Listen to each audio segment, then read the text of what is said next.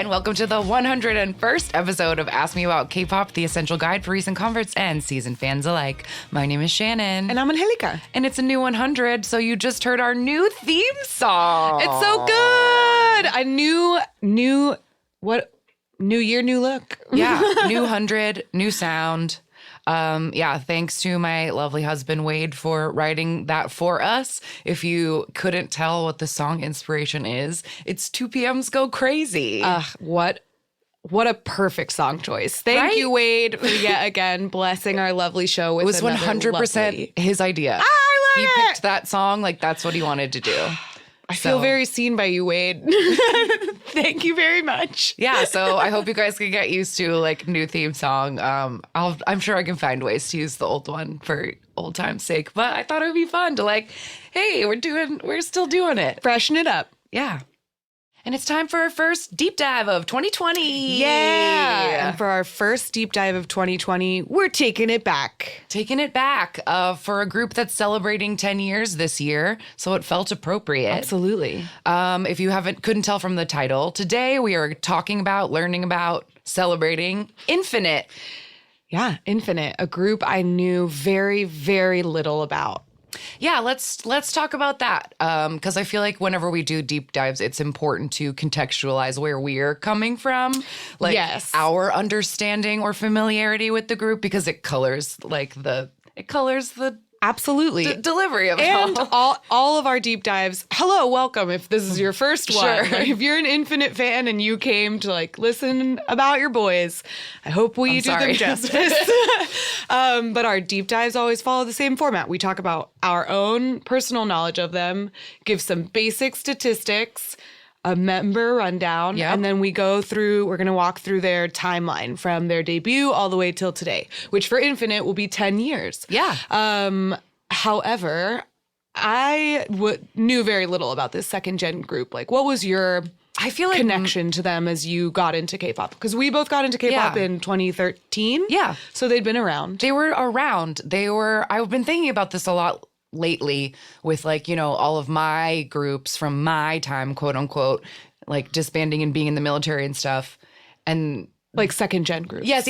Second gen, thinking about my like second gen start and then this new like fourth gen where there's just like so many groups and so many people and there's just like not the same amount of like the variety shows, the idol, like, I don't know, the idol landscape is so different now. And when I was getting into K-pop, it truly felt like there were 10 boy groups and 10 girl groups and like this was the K-pop. Sure. And so I knew Infinite because they were also on all of the like reality variety shows that all of my idols that I liked were on. They were in dramas I watched. Like Infinite was just like part of the landscape. But I honestly never was very familiar with them or their music. I know 3 of the members, but only from dramas and variety shows. Like I didn't know them otherwise. Yeah, I was not familiar with their discography. I just sort of like knew who they were in that sort of like you said, landscape of second gen groups that existed at the time. But I couldn't have named one of their songs. And although I did expect to be more familiar with their title tracks, which we'll get into when we go through their timeline. But the only thing I knew about Infinite, aside from the fact that they existed, was Hoya's Name and Face and Sungyu. They spell it several different ways. Sure. Sungyu's face and name because he was on Exciting India with Suho and Mino. But the only reason I watched that show is because Mino was on it. Right. And that's how I learned who Suho was. Right. Yeah. So it was just like they were around. I think. Did you have an impression? This question just popped in my head because I really didn't know anything. Like I said, I couldn't have named you one of their title tracks, although I expected to be familiar with them. But as I was thinking about this episode when we were doing our research, I realized that I did not have a clear impression of like what their sound was. Yes. You know what I mean? Like, what did you think their concept was? I remember thinking that their concept, like, I don't know, they just had that kind of like slick second gen K-pop boy thing with like leather vests and tall hair. And like, I don't know, they just sort of had that K-poppy image. And I think way I described it to you in a text last night is that I think Infinite's music is just like very, very Korean. It's like that very Korean sounding K-pop. Like their vocalists sing, they have like trot affectations in the like way that their like main vocalists like sing. And I feel like the chord progressions, there's just something very like K-pop about Infinite's music. And so I think, I don't know what I'm trying to say. I lost myself. Yeah, I don't know. Their sound was like very, very specific. But what did but not hooky in the same, I don't know. Go ahead.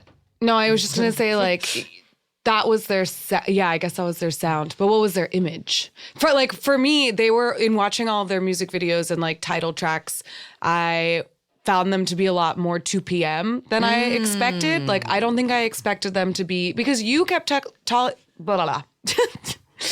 you kept texting me about their ballads. So I almost expected more of like a 2 a.m. vibe because I knew Sungyu was a vocalist. But like I said, that's literally all I knew about them aside from Hoya's was in Infinite H because we did the subunit thing. So like I knew that.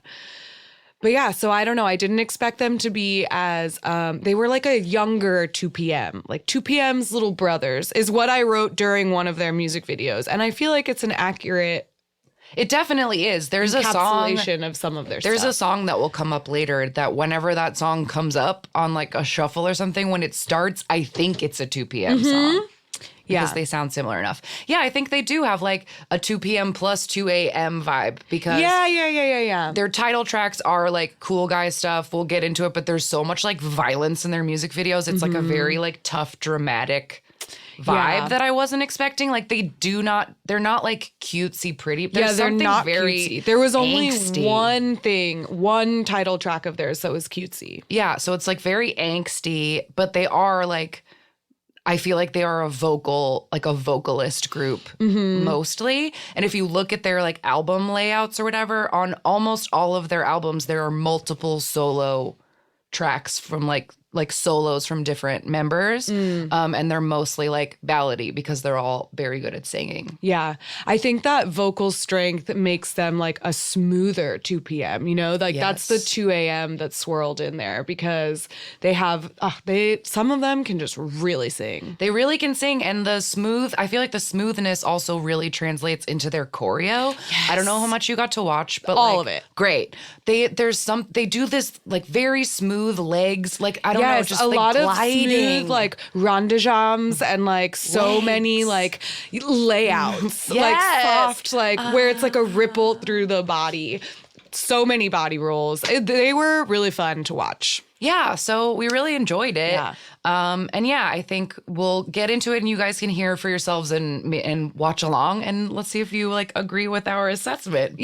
But one of the things, I guess I'll just bring it up early before we like get into it. But one of the reasons that I wanted to do this episode and was always curious about Infinite is that a thing I've heard out in the universe, like this isn't a fact, it's like an opinion that some people have, is that people thought that Infinite was like on the way to being the boy group before EXO Growl came out and kind of like destroyed the idea of how much something could sell. Like that was so crazy and then no one could ever catch up to EXO. But people think that like that was Infinite's trajectory and that like maybe they could have been so much bigger than they were.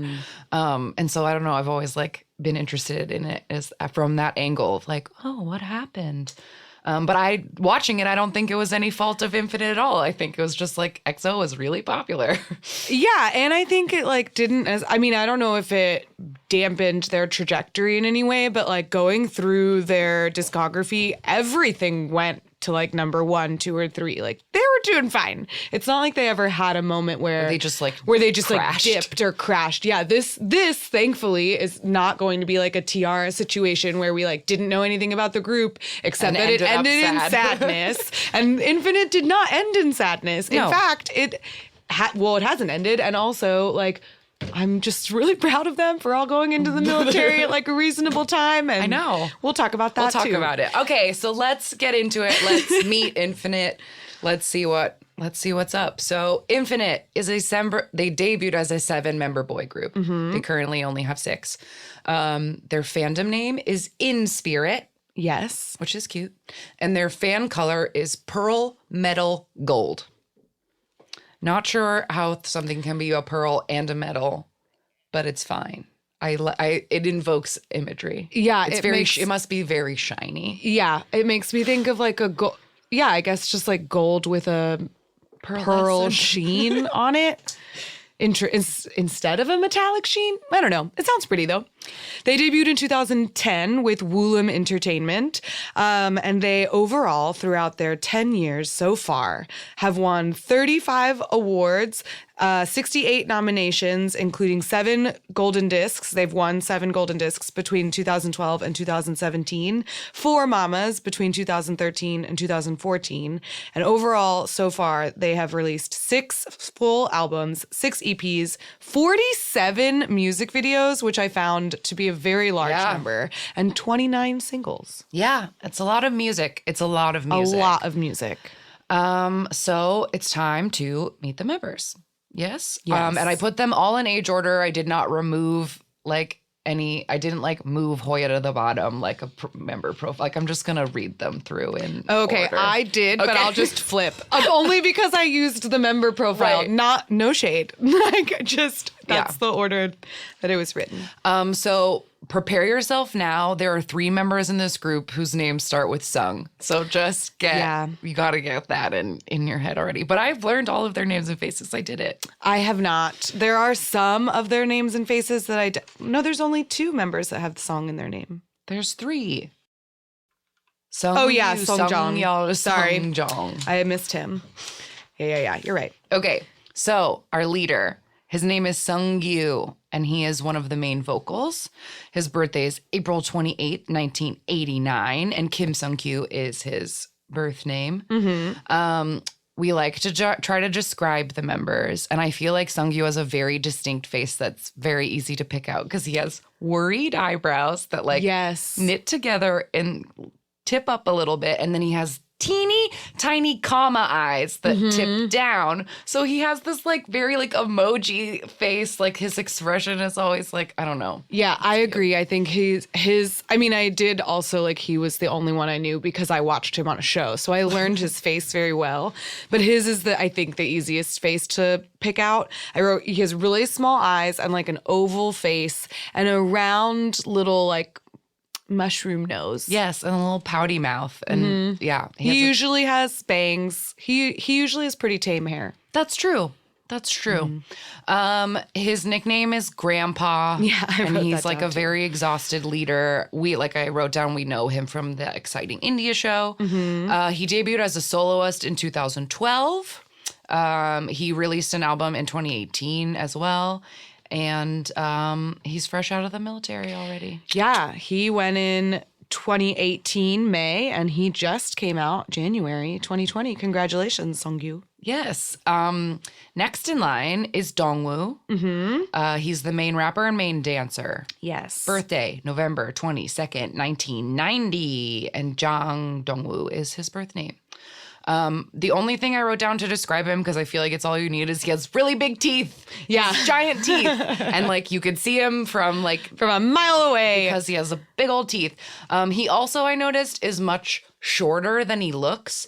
If you just look at a still picture of him, he's broad shouldered and his face is very angular and his teeth are so big that you think he would be tall, but he's not very tall. 10, he's a sneaky short person. Yeah. I mean, 10 is average. He's 5'10". But next to in Super M, he's the smallest. Sure. But I feel I always say that a picture of 10, That's true. You always think taller. He's really small, and then you see him next to Lucas, and you're like, why is he a pocket person? Yes. Yes. So Dongwoo is small. I just wrote teeth with Sehun eyebrows. Oh yes, he does. He have has Sehun long eyebrows because they're just in a straight line. He trained at JYP for a long time. And he went to school with Schumann, aka Minsuk from EXO. From what I gathered from all of the videos and the One Weekly Idol I was able to watch, he has a very immature sense of humor. He's like the butt grabber and the one that like makes himself laugh really hard. Okay. And his other thing is that he can sleep through anything. I watched a compilation of like the other members like moving him to other rooms and squirting him with water and playing music in his ear and writing on his face, and he just like sleeps. Whoa. So that's an interesting thing about Dongwoo. That would stress me out if I slept that hard. You'd have to have a lot of trust in the people that you're sleeping with or sleeping around. I wrote that he's done a lot of musicals, which I thought was funny or not funny, but like interesting because he is the rapper. So like when I had forgotten that he was the rapper because by the time I started listening to all of the music, because I did all the member research first. And he's done so many musicals, and he was on The Masked Singer, and he's in a subunit, Infinite H. But the Infinite H stands for hip hop, and he is one of the rappers. So like I always forgot that he was a rapper. So apparently he also has a very good singing voice. Well, there you go. Next in line is Woohyun. He is the main vocal, the lead dancer, and he was the temporary leader when Seungyu was in the military. His birthday is February 8th, 1991, and Nam Woo-hyun is his birth name. Yeah, not a lot of stage names in this group. He's cute. He also, him and Elle, I think, look this close, like the similar.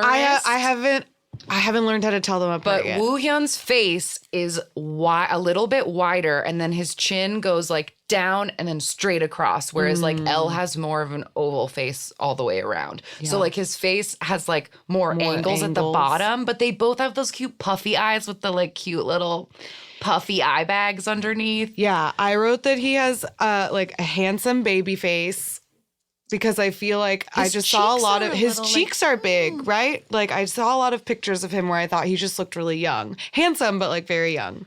And then I feel like he has like a distinctive shape to his eyelids, but I couldn't describe them. They like kind of go down. Yeah. He kind of looks like Rain in the way that the 2 p.m. boy kind of looks like Rain, Juno. And I wrote he has a big bottom lip. Totally. All of those things. Woohyun is the other half of Two Heart, which was a weird subunit that Key from SHINee did. He was also in a subunit called Dramatic Blue, which had Jo Kwon from 2AM, Yosob from Beast, Gio from M Black, and Neil from Teen Top. We talked about those dazzling the color groups in our year-end episode at the end of 2018. Oh, that's what those were remember for. There was like the red one with like Hyuna and the white one. Yeah. The red and the white were girls. Dynamic and the black and like yep. He's also released a solo album in 2016, and the members call him Chef. He also put out a song last March or last spring. That's good. Very good. He's done tons of musicals. Yeah. I wrote that he sings like Honky from FT Island. Like he's got that like big, powerful vibrato. Like, I don't know, like it's this very dramatic, like very inherently like Korean way of singing that you just don't hear anywhere else. Fun fact, he says that his singing icon is Stevie Wonder. Okay, sure. Yeah, he's definitely like one of the singers in this group. And yeah, he's the lovey Aegyo baby one of the group. Oh, okay. Then next in age order is Hoya. Let me turn the page. Sorry. That's okay. If you haven't gathered, Hoya is the member who left. He was the main dancer and the lead rapper. Birthday, March 28th, 1991. His birth name is Lee Ho Dong. Then he changed it to Lee Ho Won, but his stage name is Hoya. Yes. I tried to like make myself re-describe Hoya because again, I know him from one of my favorite dramas ever. So like he's just Hoya. I know what he looks like. But he has like a very square head and his ears kind of stick out a little bit and his eyebrows are so distinct. He has like he has really distinctive eyebrows. He kind of always looks like he's frowning. Like, yeah. But he's usually got a big dance break. He's in the middle. Yeah. Suns out, guns out, lots of tank tops on Oh, Hoya. yes. Hoya hates sleeves. So he's in it all. Yeah, I wrote that down a lot. He is the beefiest one, I would say. Probably, yeah. I think just like he's naturally stockier than the others a little bit, I think. Yeah. 'Cause they're Also, so there is a skinnies. point in his timeline where one of my only notes is Hoya is beefy. So So look forward to that. Hoya has a 3rd-degree black belt in Taekwondo. Ooh. And like I said, we know him from playing the closeted gay friend on Reply 1997. And he's really good at it. And he like makes me cry. yeah, he's So a very he'll just good always actor. be soft in my heart because of that show. Yeah, I think he's very handsome, and not just because he's one of the faces I've always known. He was like, I think we already mentioned, he was in the subunit Infinite H, which we talk more about in our subunit episode. And he was also in Dynamic Black, which had different members of the same groups. So Jinwoon from 2AM, Gikwang from Beast, Lee Jun from M Black, and Eljo from Teen Top. Eljo. I Yeah. always love What a laughing name. about Eljo. Okay. Like scoops. Scoops and Eljo. They should do something. A scoop of ice cream? Okay, next in line is Sungyol. This is our next Yes. song. Vocalist and lead rapper. Birthday, August 27th, 1991. Birth name, Lee Sungyol. So he has the longest face. That's what I wrote. If you I just wrote long look at face. him, long, like just like a rectangle face. Oh, I thought he had a round chin, it's but not- his face is long. But you know what I mean? Like, it's just like I saw Yeah. him and it was like if he was a Muppet, he would have like a Yeah. rectangle face. Anyway, his nose is very long and his eyes are pretty wide set. But I also noticed when watching music videos and like getting to know their names or whatever, he gets the least amount of screen time. He felt He like the definitely hidden member does. to me. He does, but he has one of the more distinctive faces to me. For so sure. even though I've seen him arguably the least amount, I know his face. Sure. Yeah. 'cause He it was is easy to long. point out. He's done a lot of drama acting as well. Yeah, he was even in a feature horror film called 0 Megahertz that came out in 2019. Ooh. You like scary movies, you should check it out. I feel like somebody else I know is in that. Maybe Yoonji is in that or something. Because I remember like A-Pink members posting about seeing it in the movie theater and everybody said it was too scary. I'll have to look You should into watch that. it. So some personality things about Seongyul. I wrote down he is the one who does girl group dances, but not that well. Okay. Just like does them, and he's like generally very weird and embarrassing. Like in all of the all the meme videos I was watching, he's the one like rolling around on the floor, like off in the corner, like doing something. He was just generally the weird one, I would say. That's funny. I read that he had originally planned to be an actor, and he has a brother and golden child. Oh, cool. And what I thought was really cute, because there was like so much stuff about he's done so much acting, and he's, I guess, like really into movies. And he said that if he had a girlfriend, the first thing he wanted to do is hold hands at the movies. And I thought that was so cute. That's cute. He's in a subunit Infinite F, and the F stands for face. Oh, interesting. All right, next in line is L, and this is stylized as a single capital letter L, just Yes. so you know. He is the visual and the face, Yeah. which is not usual. People don't usually get to be both. Yeah, but he is very handsome. Oh my God, he's so I cute. really couldn't couldn't describe him except very handsome and one dimple. I He- didn't know how else to point out the features. he I don't know, he looks just looks good. like so many people like Yes, in mixed every together. picture he looked like a different person to me. But I think the person he looks most like is, why can't I remember his name right now? That one from For Prize that was on Roommate. Not Kangjun. Yes. Yeah, Kangjun. Lee Kangjun. No? Prize. I think you're right, but now I want to know because it just hit me. Because I thought that he, Yes, I I thought can that he see that. kind of I can looked see that. like Jin Young from GOT7, but like not really. Oh, But yeah, he no, I might don't look think he looks more Jin like I Young. think he looks like Kangjun. Surprise Kong Jun, Pull up a side by side. and then L. Oh yeah, that picture. Look at that. Right, That's like such that picture. Yeah. And like that picture, maybe their eyes are really similar because his mouth is different, but I feel like his eyes might be really similar. Yeah. Anyway, he has one dimple. He's so cute, but he very also looks handsome. really young. There's just like, even now, there's something about like him and Woo Hyun both look Very like young. forever young. I just wrote, he pretty. His L is he's one of the only ones with a stage name. His given name is Myung-soo. Yes. Oh, right. Sorry, we got so distracted when I said he was the visual. His face. Yes. His birthday is March 13th, 1992. His real name is Myung-soo. Yes. He's done a lot of drama acting, and he's one of the ones that I knew because early rec time, there's a Netflix drama called One More Time that I watched that he is the star of. And it's like a very short drama. I think it's only 6 episodes maybe. But it's like a tragic Groundhog Day story where he keeps living the same day over and over again. And then he realizes at the end of the episode that his girlfriend who he just broke up with dies every day. Like he relives every day, but she's dying every day. And there's like a little girl in a red coat and she's like the demon that's like, or the demon godmother that's like walking him through his like hell, living his life over and over. I liked it. I thought it was good. Oh my God. That sounds horrible. It was very sad, I would not but I enjoy liked that. it. I would not enjoy that at all. I liked it. Nope.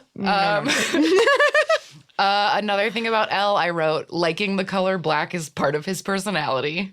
Like, Okay. He's one of those people. He falls down and trips on stage a lot. Oh, dear. There are so many videos of him just like eating shit, like tripping over his own feet. And then part of his like intro, like his nickname, like he calls himself Cold City Boy. So like, he wears black and he's a cold city boy. And I wrote down, I saw this clip of him from like an Infinite concert where he's like shredding on electric guitar. And then he like looks at the camera and he like winks. Like, Oh, dear. yeah, he's a lot. Oh, dear. He's also the only one on Instagram and you can follow him at Kim_MSL. Great. Probably going to do that. I read that he has naturally curly hair, which I think is cute. He like doesn't wear it curly very often, at least not from what I saw on stage. But as a curly haired person, I like seeing other people wearing their naturally curly hair. He is also in the Face Infinite subunit, Infinite F, because he is there. the face. He belongs there. Okay, lastly, it's time for our maknae, and our last sung name, Sungjong, is the maknae of Infinite. His birthday is September 3rd, 1993, and his birth name is Lee Sungjong. His face is also extremely distinct in that he looks like a goddamn doll. He has these big, like sparkly, dreamy, like puppy eyes that even in like still photos, it's just like, like, I don't know. And his little mouth turns up and his button nose, he just looks like a doll. Yeah, I wrote cheekbones. He has like distinctive cheekbones and a very square jaw. I would argue like the squarest jaw in the group. And he usually has the wildest hair.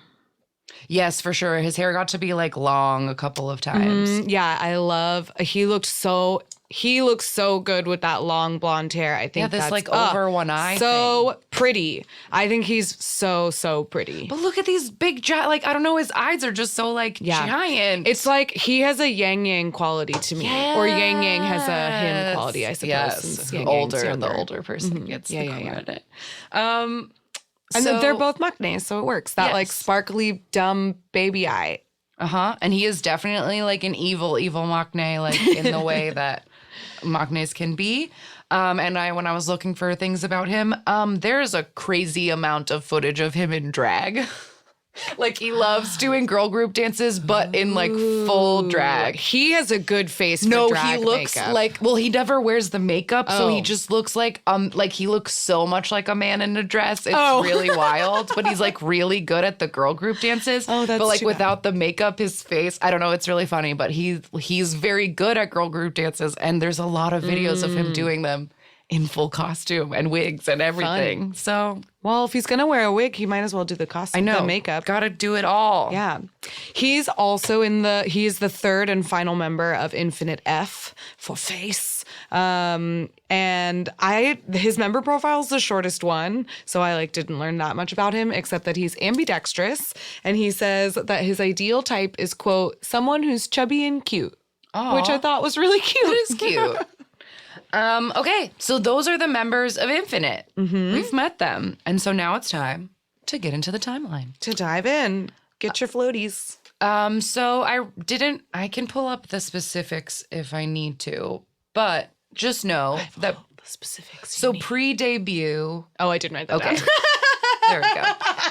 They are under the same company as Epic High. Yes. I don't know if we've talked in depth about Epic High here before, but they're a very important. We've definitely maybe in the first gen episode it came up. Yeah. I don't know. But anyway, Epic High, they're a group of rappers and they're very influential in the industry and they write a lot of other people's music and Epic High is important. So Woolim, Epic High's under Woolim. And so pre-debut, Infinite members are in Epic High music videos, danced at their concert. They were sort of, I don't know, they shadowed Epic High pre-debut is all I was getting at.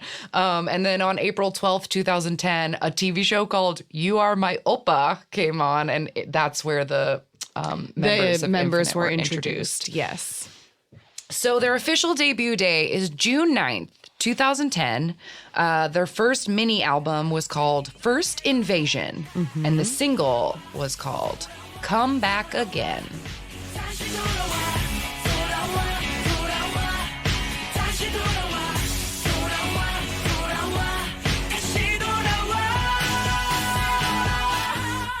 So this music video is interesting. I couldn't get a grasp on what they wanted because there's teleporting in it, but just a little bit, and I don't know why.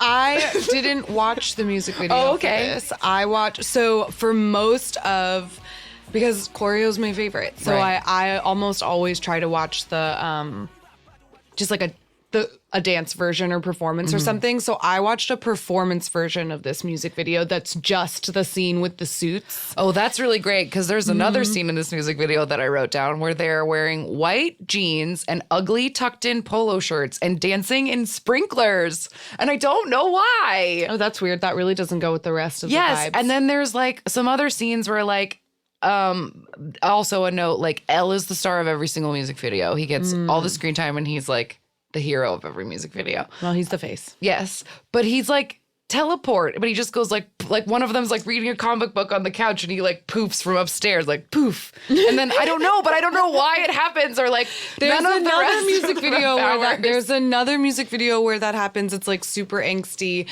I hope I wrote it down, but they teleport and or poof into smoke and some of them catch fire almost EXO style. I don't know. It was strange.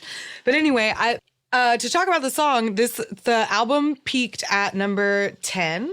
And the song itself, I really like it. I think it's it's fun. I like the funky rock guitar in it. The choreo is great. Yes. That is consistent throughout all of everything I watched of Infinite. The choreo was super fun. This one starts with this great lean to the side, which just they all do it together, and it was funky and fun, and I liked it.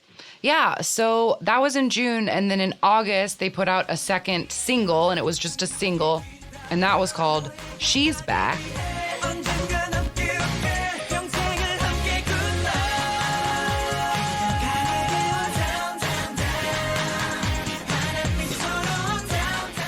So this is that one and only instance we were talking about where they were trying to be cutesy boys. Because the music video for this one is a pool party, jet ski, beach, football music video. I didn't watch the music video for this. I watched a music show performance, and it was just dated, cheesy gold. I wrote that they looked like 2PM's younger brothers, but I didn't hate it. They had bright, white, casual suits on. But the choreo is fun again, and this song is cheesy, but I like it. I like it. So this one was written by a writing duo called Sweet Tune, and they continue from here on out to write most of Infinite's like title tracks.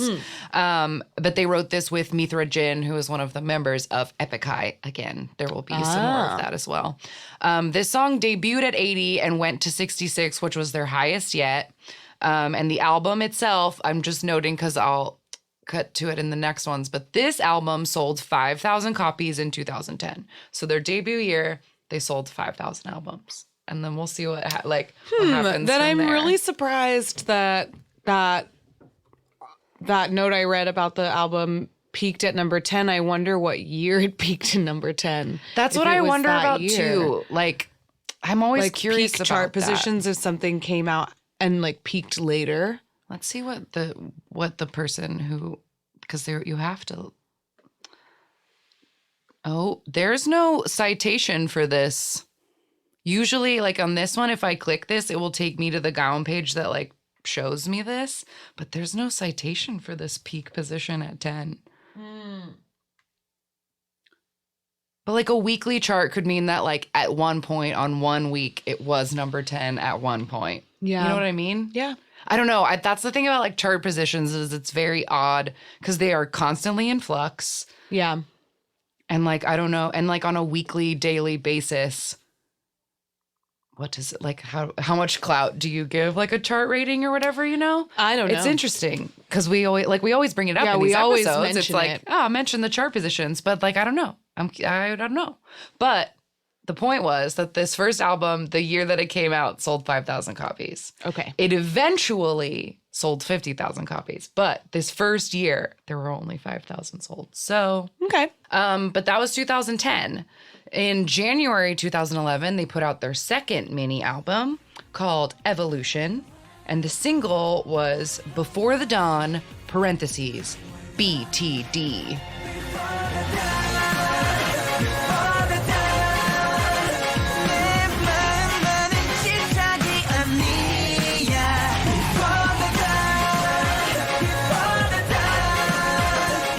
This song was the first time they entered the Music Bank chart. Yes. And it was noted for having a controversial music video because it features violence. And so this was one of the only regular music videos that I actually watched because it had that note. Mm-hmm. And it is very violent in the sense that it's like a jailbreak. Like two of the members Woo-hyun and Elle are like in a fight to the death in a wet parking garage, and there's like a guy in a hat, and at first they're like fighting each other, and then they like team up to fight against the guy in the hat, and they eventually push him out into the sunlight and he turns into smoke. But then when they try to escape into the dawn, they're like locked in a place and they're just banging on the door. They're like, no. It's so they have so many music videos like this. It's truly wild. They're all like this. Yeah, it was just like very sweaty and dirty and angsty, and it made me think of that Christopher Nolan Batman where he's like in the bottom of the pit. Yeah, in the wet cave pit that he has to climb out of or whatever. Yeah, that's what it feels like. So 19 plus rating on the music video and entered the Music Bank chart for the first time. Yeah. So this mini album Evolution in 2011, it sold 28,000 copies, which is 23,000 more copies than in 2010. So that's why I was noting it is like the album sales get exponential, and it was kind of cool to see. So then in March, they put out another single. Mm-hmm. The single was called In Spirit, which is the name of their fandom. Yeah, and it had 3 tracks on it, the title track of which was Nothing's Over.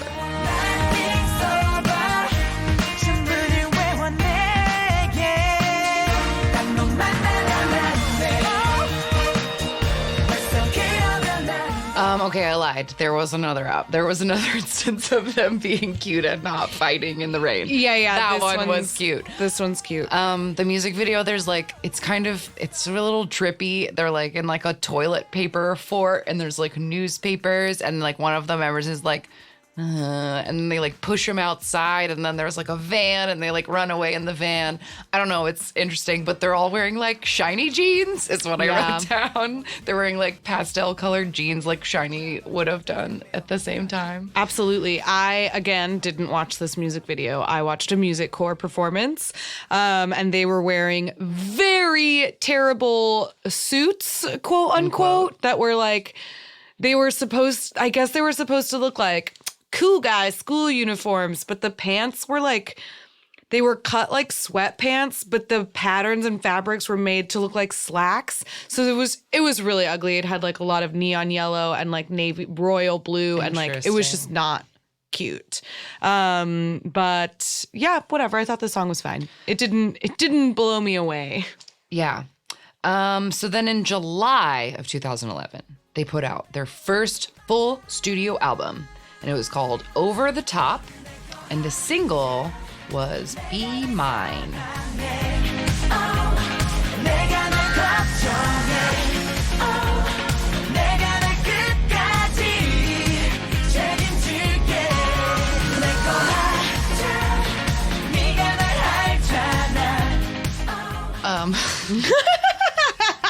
Needed a moment after that one?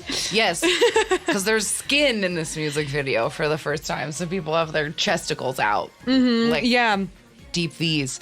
So the music video for this one is like, or there's a performance video that's good, but it's like just the dance, but the like regular music video, there's like a girl like cowering in fear, and there's just like bullets exploding like everywhere, and crime scene tape, and the members just like standing as like bullets like pew, pew, pew. I don't know what the point is, but this show got them their first music show win. This song. What did I say? This show. Say this song. This song got them their first music show win on M Countdown. Yes, they actually got a double crown, 2 consecutive wins, and the album peaked at number 2 on the Gaon chart. So this was like a big hit for them. I their winning M Countdown performance. I didn't watch the music video, and I liked this one. Like they're kind of back to like the funkier beat, because the Nothing's Over and She's Back both had like a very different sound. Sure. So this one's like back to being like kind of groovier with that like dated club beat.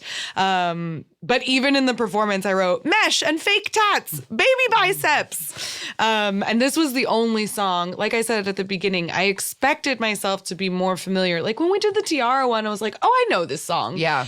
And then going through this was the only title track that I think I'd ever heard. It was the only one that as I was listening to it, I went, oh, I know this song because of that part in the chorus. Da da da da. Da, da, da, da, da, da. Oh. Yeah.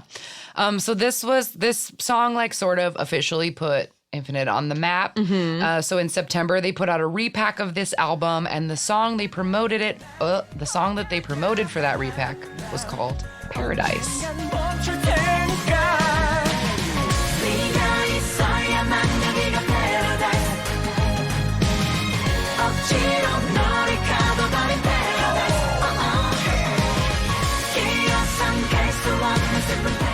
So I like that this song was able to take those same weird fake fluty instruments and rock guitars from Be Mine and like have a completely different vibe of a song, but those seem like repack tracks. Like it fits to me. I totally agree. It was like a softer groove, but it fit in the same family. I love it when the repack song, like complements the original title track, which I think is supposed to be the purpose, but doesn't always go out that way. I loved this song. I watched this song came in first on Inkigayo and M Countdown, and I watched the Inkigayo performance. They wear these like pretty white suits, but Sungkyu's hair is so tall. They did this like crazy pompadour like mullet thing, and it's so tall. But Yeah, they look great. This music video is also it's way less dramatic than some of the others, but it does have a vibe of drama. But they're all just like sitting in a house, and this woman in a white dress just keeps walking past them, like you can't see them. And then by the second chorus, they're just like standing, and she keeps like they're like ghosts, and there's a lot of smoke. You know, like they're just being treated like there's just a lot of smoke, but it's like they clearly like shot it in one day in the same house. Like it's a smaller scale music video, but it's a good song. And back to this exponential sales thing. This album in 2011 sold 61,000 copies, which is 31,000 more than the previous album. And that's truly amazing, because one thing I wanted to note before we move on is that all of this happened in 2011, like 1 year, and they released so much music, 4 title tracks, and went from, their debut album of being like only 5,000 copies to then winning consecutive music shows consistently with each title track. Like, they blew up real quick. And they ended this year of 2011 by having a Japanese debut. And they did like Japanese activities starting from like the end of 2011 all the way to like around mid-spring 2012. So also early in 2012, in February, they had their first concert, which was called Second Invasion. I know that. I know because it's like a sequel to the first album. But seeing that, but calling your first concert a second Invasion is funny. So they did that at Seoul Olympic Stadium in February. And then in May, they put out their third mini album, which is called Infinitize, in capital letters. And the single on that is called The Chaser.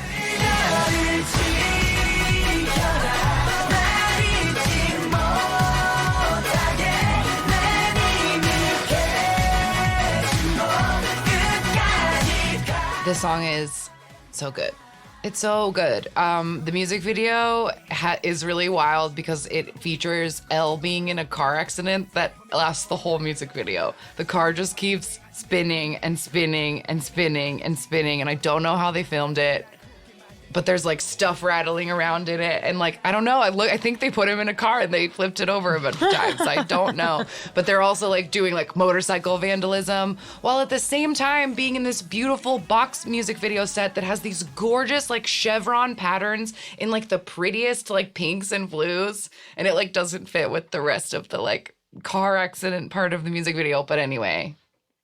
It's a great song. It's a great song. I watched the M Countdown performance, and this one has like a major stage. It's the first one of theirs to have like a really big like stage setup, because I guess it's supposed to echo that like box set room in the music video, but they come out of this like insane like dodecahedron or double whatever. A big like geometric 24-sided like thing. And they have like all their baby biceps out with their gloves on, fingerless gloves. This song has very good sexy choreo. There's a part where in the chorus where they like slide their hand down their leg, and it's just a lot of hip rolls and body rolls.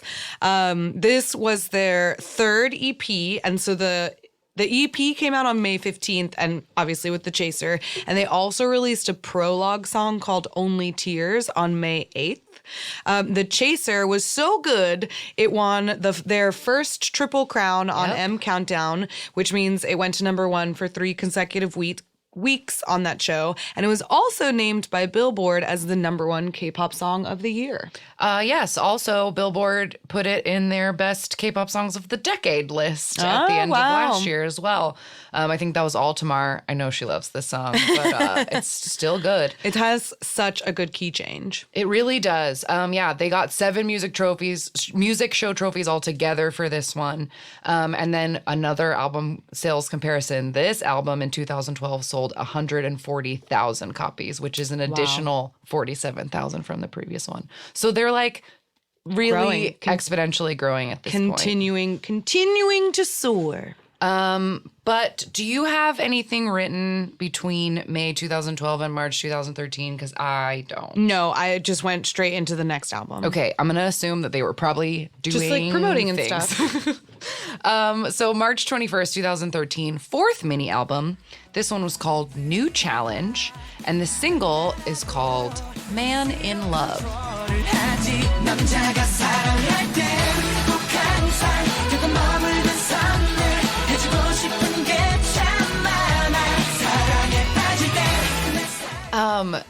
The styling of this one, I'm not claiming plagiarism.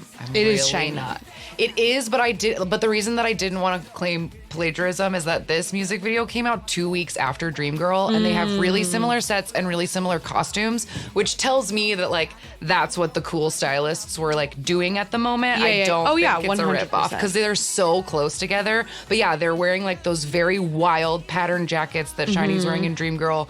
The like box set looks kind of similar in the black and white, but the like real life part of the music video is all the boys are like doing things because they're a man in love, so they're like trying to set up a date or like Hoyan's trying to buy shoes like for the girl, buy her present, or like one of them is trying to concentrate in class but all he sees on the chalkboard is the word love or whatever.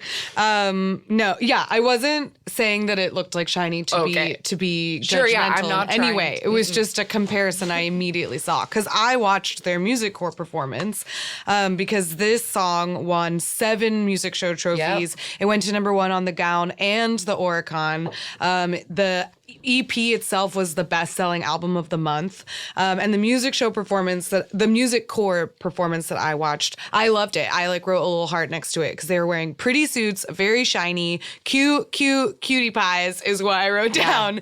And the choreo goes way harder than it needs to. And they're like up on their toes. They're so such good dancers. Yeah, it's so good. Like this. It's a good one. This is like softer and cutesier, honestly. Like as we keep saying that they're not going to continue to do cutesy things, but I guess like, just kidding. This one more cutesy. I think it's that the rainy violence is so it sticks to my brain so hard. I forget that. I guess they do cute things. Yeah. But that music core performance you watched is like a piece of history because that was the first week that music core had introduced new rules for how people won. Like they had changed up their format. I'm sure we talked about it in the episode where we dived into music shows, but it's been years, guys. I forget. But Infinite, when they won that week, they were the first people to like win under the new music core rules. Well, they deserved it. That performance is really good. I recommend it. Yeah, this album went to number 1 immediately. So this was like their first like true like Infinite is popular in Korea and in Japan. It also went to number 1 in Japan. Yeah. So we've been skipping over it because we do, but it seemed to me that they have a significant presence in Japan as well. Definitely.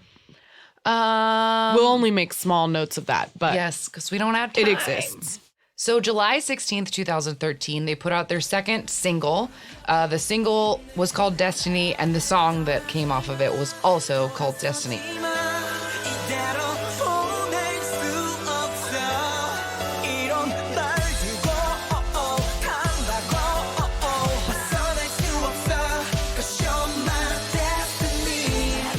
So this music video has like a bit of a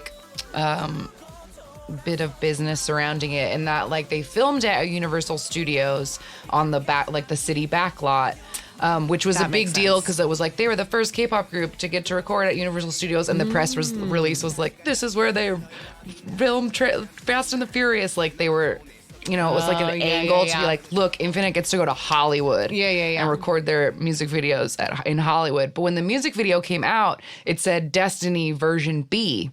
And everybody was like, where's version A? And then the company eventually, like a month later, was like, in version A, they're standing in a wrecked plane because there's like a wrecked plane at Universal. It's from that Tom Cruise War of the Worlds.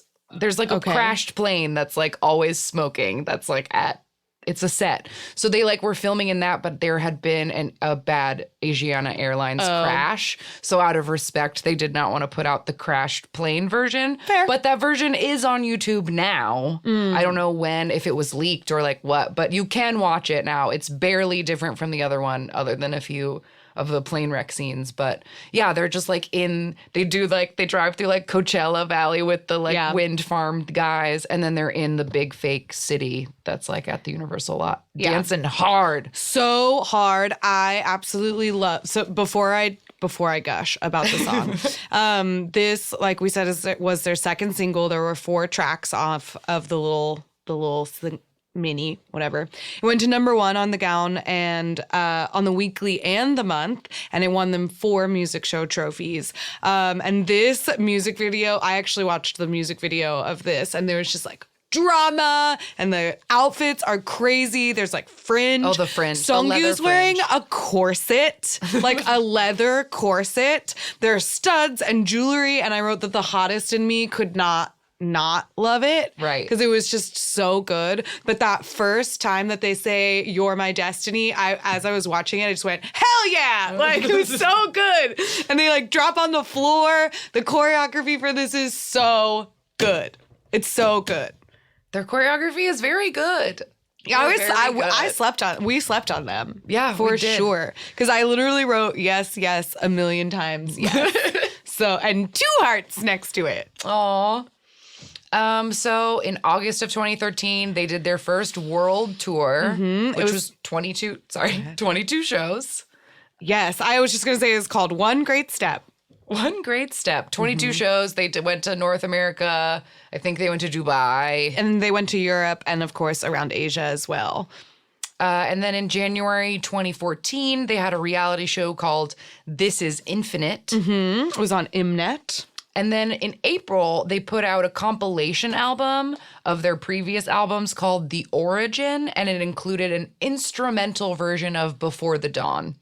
And that's all I could find about that album. Like, the only thing I read about it was that it was an instrumental album. Like, I think, It's a compilation album. It's a compilation album, and then it has an instrumental version of Before the Dawn on it. But I don't know. It's not on Spotify, so I couldn't find it. Maybe it is instrumental, and that's why I couldn't find it. Anyway, it was there. But then in May 2014, right after that, they released their second full studio album called Season 2. And the single was Last Romeo.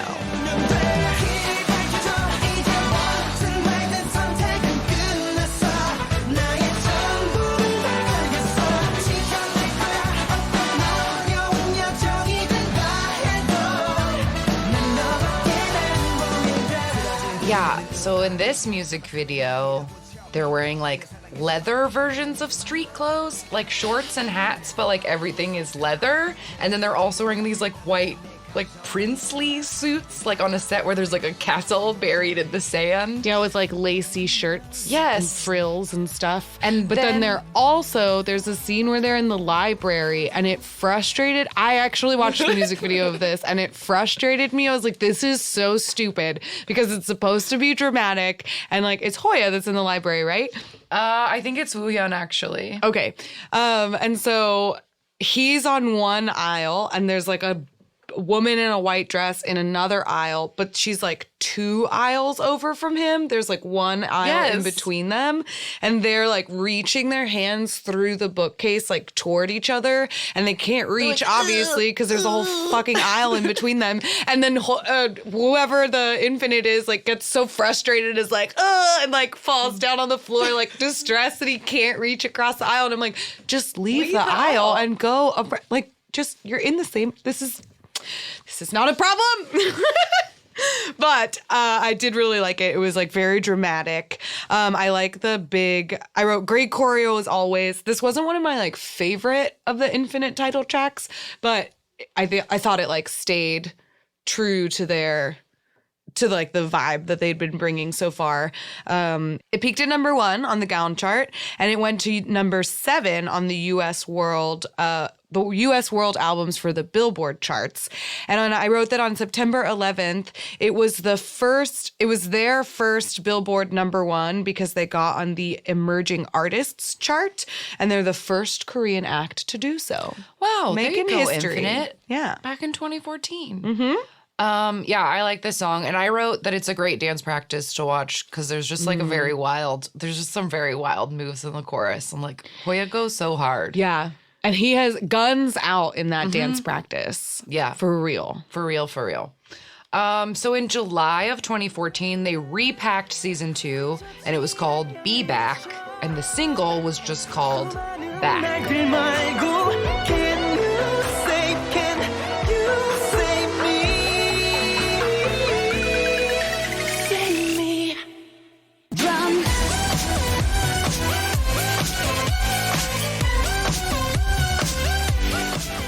lot to say about this one. Okay. So first of all, like another, like, sorry to bring up another, like this reminding me of another group, but this is the song that when it starts, like just the piano version, I always think it's the 2 p.m. song, I'll Be Back. I'll be back. Yeah. Oh, yeah. It like sort of sounds similar. So that's what I always think it is when it comes on. In the performance video of this, they all have like crazy things like shaved in the side of their heads, and their like hair is very, very tall. And they're wearing like wacky blue, like vesty, these kooky outfits. In the performance version? Yeah. That's what I watched for it. They have like weird, they're like Hunger Games outfits, you know what I mean? Like weird silhouettes and like no clear fasteners. And you know it's what all I mean? made out no of like real a weird zippers and buttons. Yeah, and it's all made out of the same like blue patterned material that's kind of odd.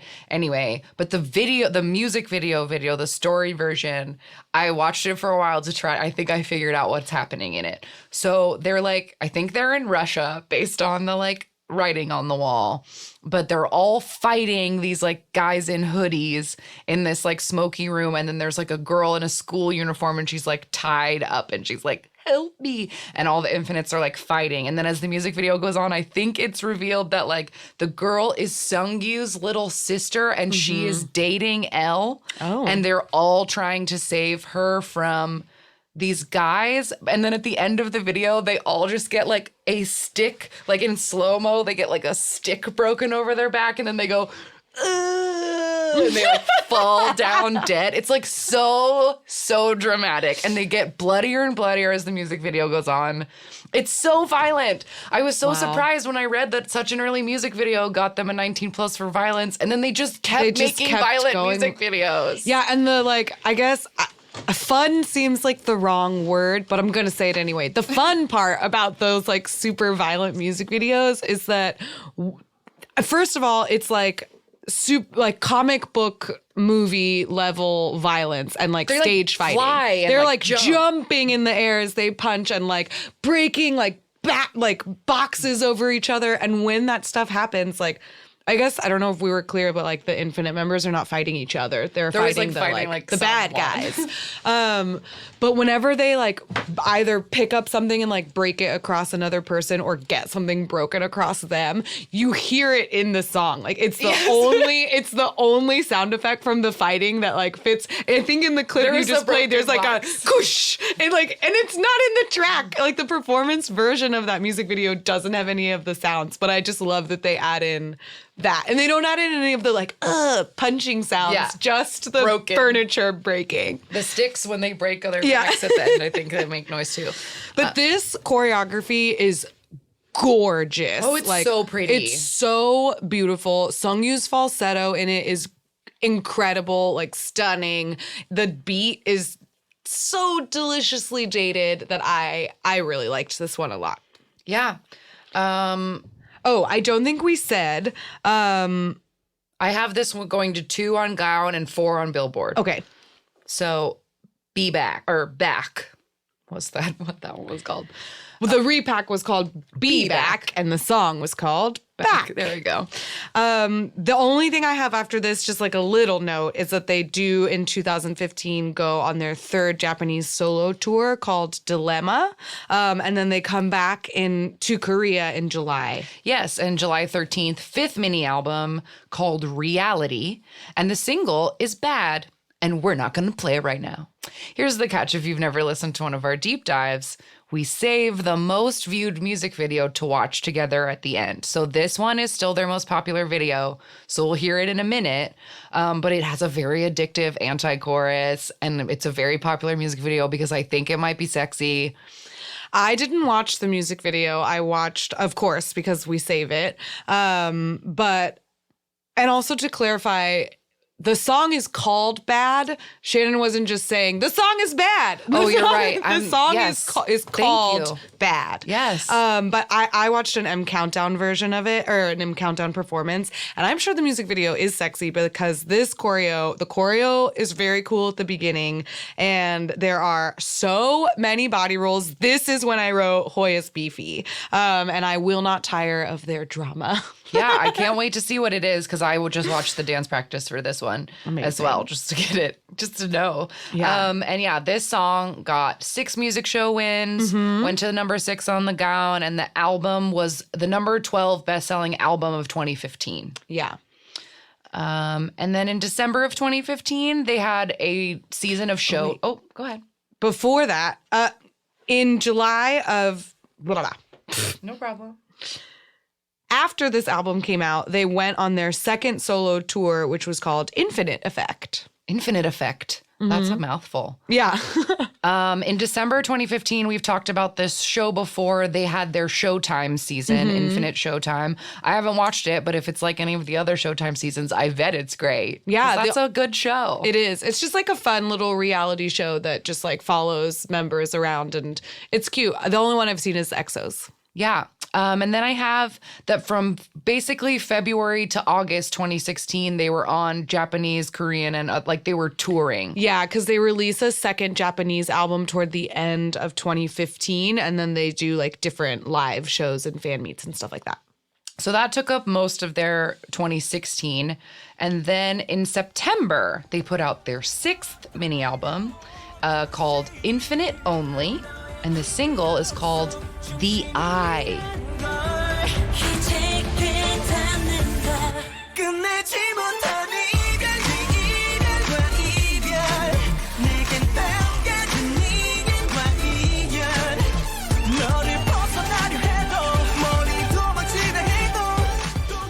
I'll be very truthful in that this music video scared the shit out of me and I did not like it and I had to go like watch something else. Oh, really? Instead. Why? What's the music video? I don't know. It's just I can't figure out what's happening, but it's very weird. And at the very beginning, like Elle is like on the ground and he's like crying and there's like weird sound effects in the song itself. Like there's like a people like old-timey voices be like, "Hey, why'd you take the music off?" And like I don't know, it's jarring, but then he like crawls on the ground and he finds like a black paper sack and he like puts it over his own head.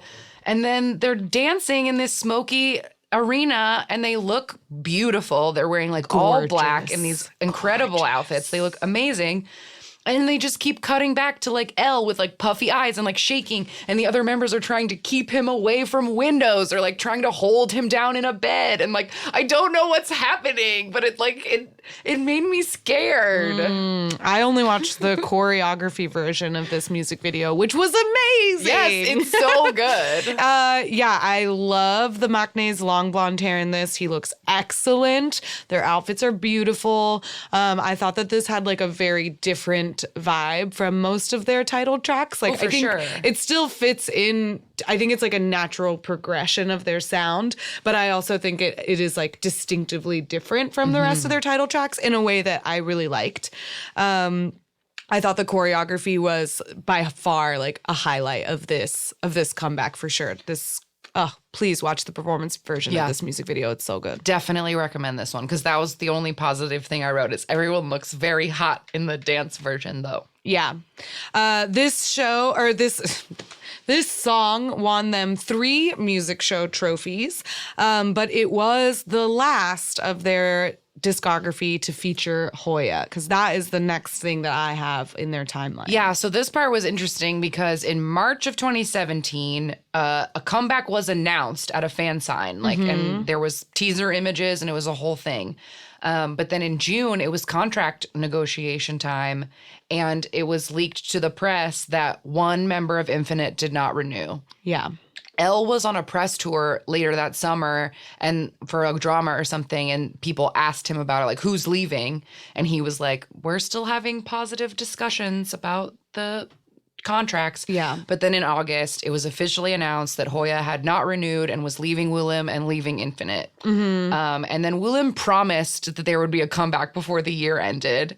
They didn't follow through on that, but I thought, like, I don't know, that just seemed like such an interesting immediate response to a member loss is like, we're going to be back. We're going to be back right now. Like, oh, yeah. I don't know. Well, I read that their 2017 comeback was postponed because I skipped that part. Was injured. Yes, in March, Sungkyu was injured, so it was that I skipped that part. that's why it was announced and then didn't happen. Yeah, it was announced and then it got postponed because Sungyu got injured and then Hoya left. And so they just like pushed it entirely, I think. But yeah, it was interesting. There were seemingly some mixed emotions. Like, of course, it's always difficult when a member leaves. And at this point, they'd been together this was like their 7th year together. But Woo Hyun and like I read like a couple different articles about how like I think it was Woo Hyun who said, Dongwoo was the one who said that he was with Sungyu when they like got the news from Hoya on the phone. He had like told the members himself or whatever. And he said that he had just cried for hours on the phone with Hoya. And I was like, no, don't tell me that. And then Woo Hyun went out and was like, apparently Hoya changed his number and didn't. Sungyu told me that Hoya changed his number and didn't tell me we were supposed to get drinks. My number's the same. And I was like, oh, yikes, that's harsh. So I don't really know like the truth of whatever their relationships are. We've talked a lot about how, it's complicated when a member leaves because like the idea is that they're a family, but they're really a business relationship. So it's muddy waters. Yes. But since then, Hoya, I will just say, like, as a little end cap, he signed on with a company called Glorious Entertainment, and he, I think, left because he wanted to be solo. Like, I just think he didn't want to be in a group anymore. And he had his solo debut in March of 2018 with an EP called Shower. There you go. So then in January of 2018, a third studio album did come out. I didn't find out how much, if any of it, was like left over from the original intended comeback that never happened. You never know with those things. But this album was called Top Seed, and I literally hate that title. Me too. So much. Yeah. I hate it. It's very gross. But the single was called Tell Me.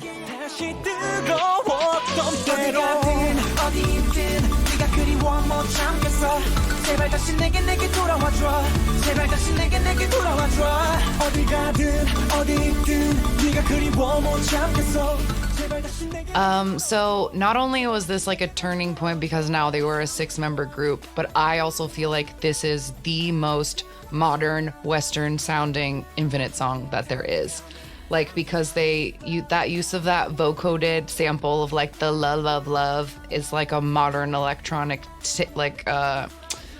style, and then there's a trap beat in the rap part, and that's just like everything previous to this sounded like a very distinct kind of K-pop. And I feel like this song, while it still sounds like Infinite because their voices are like so distinct, I feel like the song itself, like when I was watching it, like the music video is like pink and blue neon, and I was like, oh, we're in the present now, like we've made it, we've gotten out of the past. Yeah, I mean, I honestly like this song a lot, and I honestly thought it seemed like I only watched performances of it, and they perform it in these like pretty sweaters and suits, and I thought it felt like a nice, like smoother maturity of their original sound, like while coming sort of, and it was the first thing, I mean, obviously it was like 2018, but it was the first thing that I was like, oh, this isn't dated. Yeah. That's all I was getting at is like, while like I feel like their song, no, I don't even know. It doesn't matter. Fair enough. I know, I feel like I've been like tripping over my tongue and my brain what's wrong with me today? So this song peaked at 15 and the album got to 2 on a weekly Gaon chart. But it wasn't like a huge smash. But we talked about 2018. That was a really crazy year in general for like the true sheer amount of K-pop that came out. But then in May of 2018, leader Sungyu was off to the military. Yes. And so in February of 2019, the remaining 5 members put out a digital single called Clock.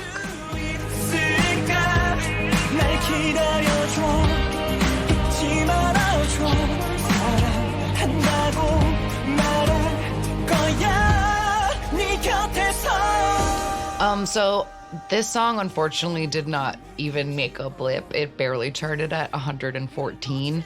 It wasn't even in my notes. I missed. It was not included in the research I did. Yeah, Oops, but I'm sorry. It's okay. It was just that it was the absolute last thing that they did, because then in March 2019, Seongyeol went to the Seongyeol, what's happening?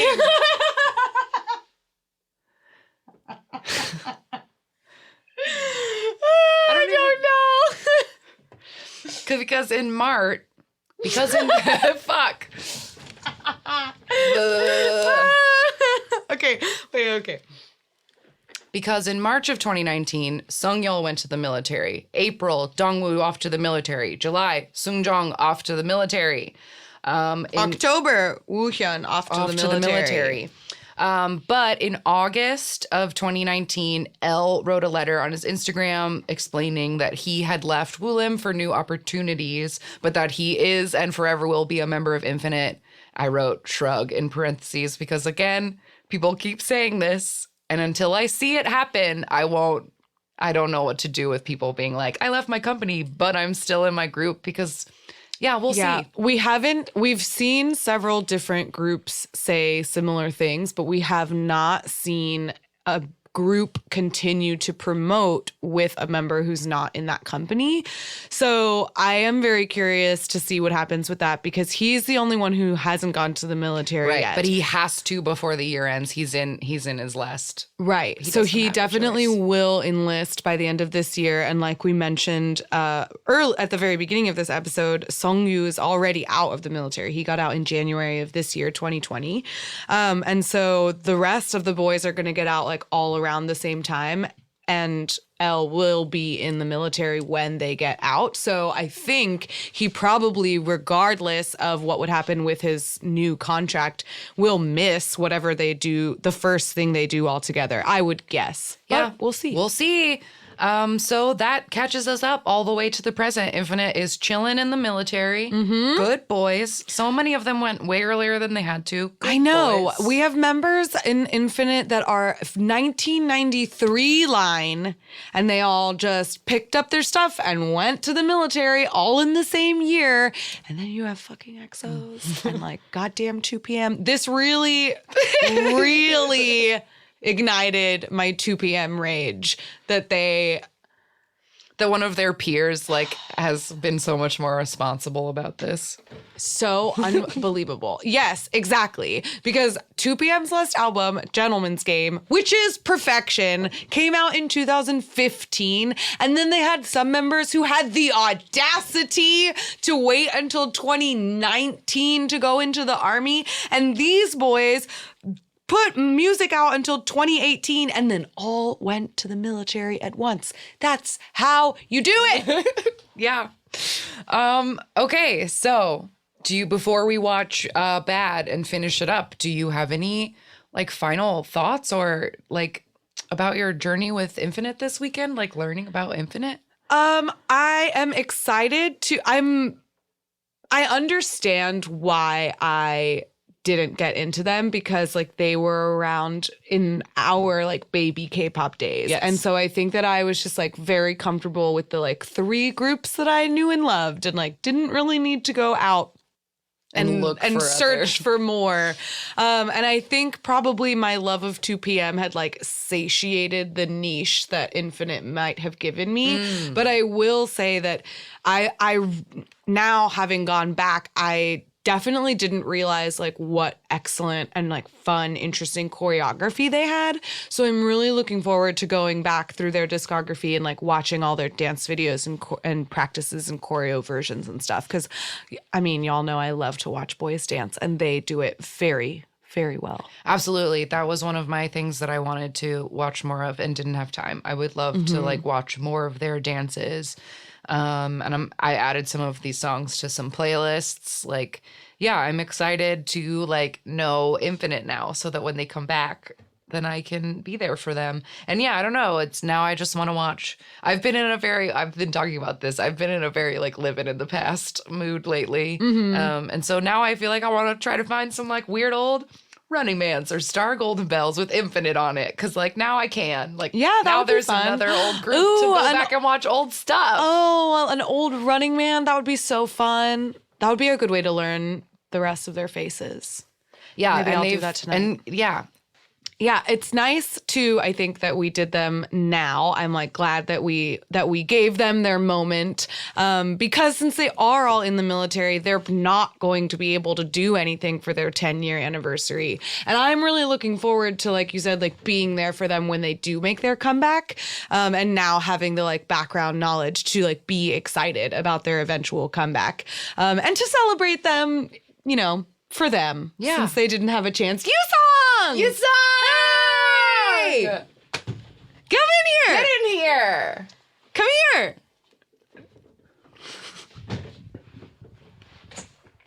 Come interrupt. Are you recording right Yeah! now? We're talking about Infinite. Oh, hell yeah. I was just listening to the 100th episode. Aww. Oh. And immediately thought about, like, how Count and I would not get the same type of heartwarming response. And so it was lovely. It was lovely to listen to. Oh, it's lovely to see you again. Any Infinite thoughts you'd like to share? I don't have any infinite thoughts, but I do have thoughts on the Monsta X Who Do You Love remix that you pointed to. Whoa. I wanted that to be way better. Like, I just wanted it to be more because I heard the beat and I was like, no kid under 17 should be able to listen to this. Yeah. It's super provocative. I don't know. I wanted more, but that, Yeah. Honestly, I agree because I love the new beat in it so much. Me but too. they take out one of the original verses Yeah. and like swap it in with this other like weird like Sean Paul ripoff verse. I Tell was me like, who you love. yeah. Talk to me, girl. Talk to me, girl. Da da da da. Yeah, that was a bummer. Well, But the beat is sick. Yeah, it's so good. It was nice. It was lovely to see you. That's good. Thanks for letting me Always interrupt. lovely to see you course. again. Congrats on 100. You're welcome in here. You to can watch always this. jump in halfway through and just join us. I'm thankful. Of course. I apologize. No, they're like Matt Gorleying us. I we love made it. you come in here. Oh, man. Okay. Happy enough. recording. Bye. All right. Well, with that, let's finish this up and watch the music video that we avoided. The Yes. most popular one. For their song Bad, which is from the 2015 EP Reality. And once again, the song is called Bad. We are not making a judgment call about it. Yeah, we haven't watched the music video. But this one has 44 million views. So it's definitely the most popular music video. And I saw a lot in the comments of other music videos of people being like, I only knew them from Bad, but this song is good. So I guess this song made the rounds. Made the rounds. So here we go. Infinite, Bad. Okay, running through a dark, empty parking garage. Infinite. They have a very cinematic quality to all of their music videos. Yes. Oh God, Oh, God, already what already? breaking mirrors. But then this stage doesn't fit. Oh my. Why? Sungkyu's hands are like bloody. Because he punched a mirror and now he's singing angrily. They're all singing angrily to the mirror that they punched.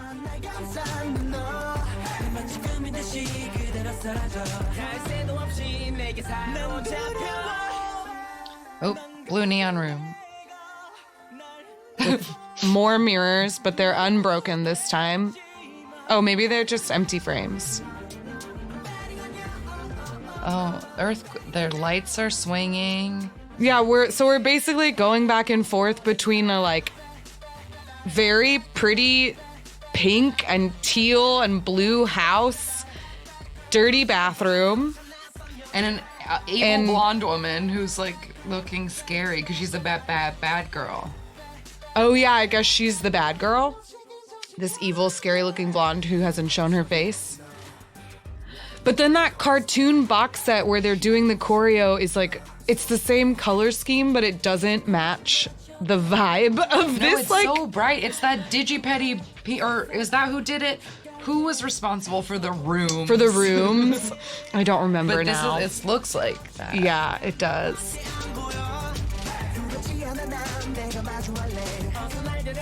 It's like the most brightly painted haunted house I've ever seen. Oh, there's smoke coming out of everything now. Ooh, is someone gonna walk through the smoke out of a mirror? I would like that. Oh Ew, no, blood. Oh no, the mirrors are bleeding. Oh, this is Too much blood. so creepy, Infinite. Blood on the plants. Several like sleeveless long tunics being worn. Yeah, these are the outfits that they wore in the performance I watched. That long shirt dress Sunggu's wearing. Mm-hmm. I feel like Woo Young has worn something like that. Oh yeah. But one of them is in these terrible shorts. And it's like when they made Schumann wear shorts for Love Me Right, it's just mean. Oh no, he's definitely gonna be facing himself. 100%. See, look at the shorts. Oh, and because the he has the high socks. Yeah, it's a mirror. We get your vibe now. The breakdown of the chorus, though, like that part of the music or of the choreography is so good. Yeah. Oh yeah. Great body rolls. There's so many body rolls in this choreography. It's one of the only things I wrote about it. That and that Hoi is beefy, of course. He's even got his guns out in this scary haunted house. The girl, they keep showing the girl for like a half a second and it's very, she has demon eyes and a hatchet. It kind of seems like she's a poltergeist haunting this house and keeping them in here. Whoa. Drama. Such drama. Wow. I love a high drama group. Yeah. Well, that was their most popular music video. So that was Infinite Bad. And that was Infinite. That was a deep dive into Infinite. We did it. We did it. So for our weekly recommendation, what do you have for us today? I feel like I have more of a general lesson than a recommendation today. Okay. I mean, it is a recommendation, but it's not for a specific thing. So we've gotten like a handful of like voicemails and emails lately that all have a very similar theme, which is someone saying like, I'm looking for a new group to get into, or I just started getting into a group and now the group is like seeming to fall apart, aka like a Stray Kids, a Monsta X, like a Pentagon, like I just got into this group and now members are leaving and I don't know what to do. And so lots of people have been asking us like, oh, what do I do? Who do I stan? What do I do? I'm bored. And my recommendation for all of us, or for all of you, is to get into an older group. Totally. Because watching this week was like so fun. And now I like have all this Infinite stuff that I want to watch. So I feel like if you just are looking for like content and like to fall for a group and to meet new people and watch new things, then like get into Shiny, get into Infinite, get into 2PM, because you'll have like a whole decade worth of content to watch. And before you can even catch up, they'll all get out of the military and then you'll be there for them when they're out of the military. And to avoid drama, you already know who left. You already know what happens, right? You're not going to be surprised by anything 5 years, 3 years in, because you have the advantage of retrospect. Yes. Being in the future. Yeah. So good rec. I like that. So that's my recommendation is if you like need a new group to get into, like, go look for a second gen group that appeals to you, because like they're all good and like there's content out there, and I just think it would be a good way to spend your time. Yeah, I second it. I concur. And to be more specific for a recommendation, all of Infinite's choreography practices, dance practices, choreography versions are incredible. I do specifically recommend that you check out the choreography for Destiny and also for Back. Those are the two. Yes. Great. Destiny and Back. That choreography stunned me. Oh, great. Love it. So that was a deep dive into Infinite, and it was fun. And if you want to tell us how you felt about it, or if you have any Infinite thoughts or whatever, we can be reached all over the internet on social media. We are at AMAK K-Pop Pod on Twitter and Instagram. Emails can be sent to amakpoppod@gmail.com. Our phone number is 1 181 AMA K-pop 5. 181 AMA K-pop 5. And by the way, I asked the international listeners who have been calling. They're just paying to call. Well, you just have to put the +1 country code ahead of it, and then whatever your phone plan is, it'll charge you accordingly, just like any other call you make. Yeah. We also have a Spotify account. AMA K-pop is a user that has playlists for that correspond with most of our episodes. We gotta make one for this one. Yeah, of course. There will be one for this episode. We'll just basically what I do when I make the playlist is I just go chronologically through the episode and play order it in that way. So it'll be a chronological playlist of Infinite's discography. And there's a whole bunch of other stuff on there.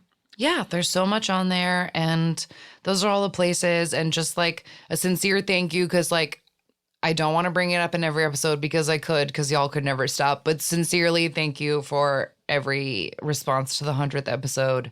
You guys are really great. Mm-hmm. We still mean everything we said in that episode. I could get sappy about y'all every time, but I don't want to. We got to have some fun here. This is Infinite's time. Yeah. It's not yours. You had your episode last time. This is Infinite's episode. True. By yours, I meant the listeners. Yeah. I just wanted to say that because we got so many more voicemails. Yeah, it was really heartwarming. Equally sappy voicemails about the other episode. So anyway, I just wanted to call it out. Y'all are the best.